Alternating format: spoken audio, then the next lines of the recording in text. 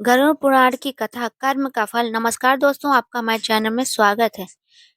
काल की बात है, प्राचीन काशी नगरी में धर्मदत्त नाम का एक धनवान व्यापारी रहता था। बाहर से वह बहुत धार्मिक दिखाई देता था। मंदिर जाना, दान देना, ब्राह्मणों को भोजन कराना, लोग उसे बड़ा पुण्यात्मा मानते थे। लेकिन उसके हृदय में लालच और अहंकार भरा था। वह व्यापार में छल करता, गरीबों का हक मार लेता और अपने स्वार्थ के लिए झूठ बोलने से भी नहीं हिचकिचाता। समय बीतता गया। एक दिन धर्मदत्त की अचानक मृत्यु हो गई। जब उसकी आत्मा ने शरीर त्यागा तो यमदूत उसे यमलोक की ओर ले चले। रास्ते में आत्मा भयभीत थी। उसने पूछा, मैं तो दान पुण्य करता था, फिर यह भय क्यों? यमदूत बोले, तुमने जो दिखावे का पुण्य किया उसका फल पृथ्वी पर ही मिल गया, सम्मान और यश। अब आगे तुम्हें अपने कर्मों का वास्तविक फल भोगना होगा।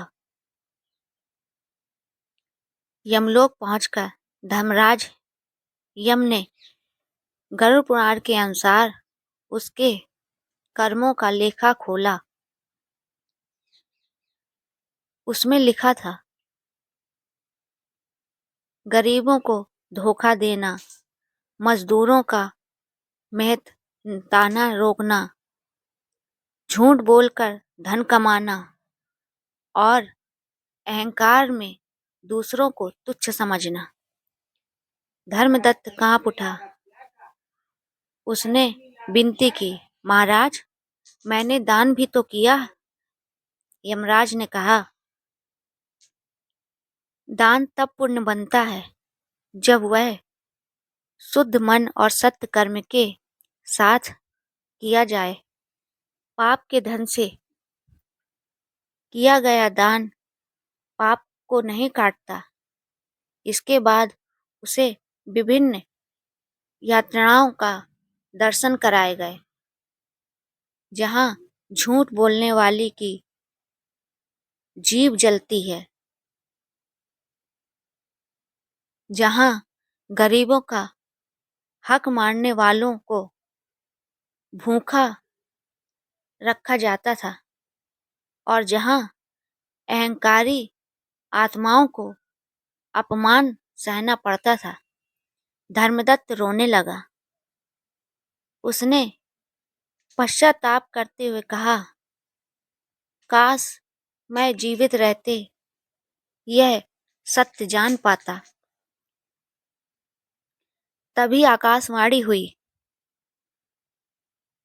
गरुड़ पुराण का उद्देश्य भय नहीं, बोध देना है। यमराज ने उसे अगला जन्म सुधार का अवसर देते हुए कहा, तुम्हें पुनः मनुष्य जन्म मिलेगा।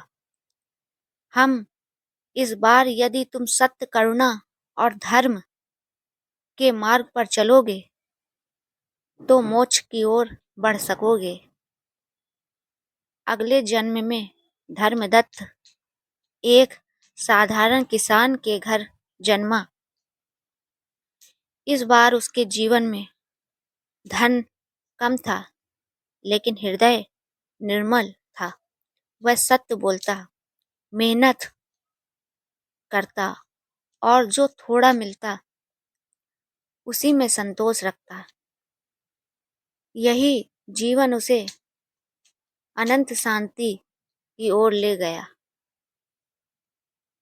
दोस्तों, अगर आपको ये कहानी पसंद आई हो तो please like, subscribe my channel. इसी तरह की ज्ञानवर्धक कहानी हम आपके लिए लाते रहेंगे। धन्यवाद।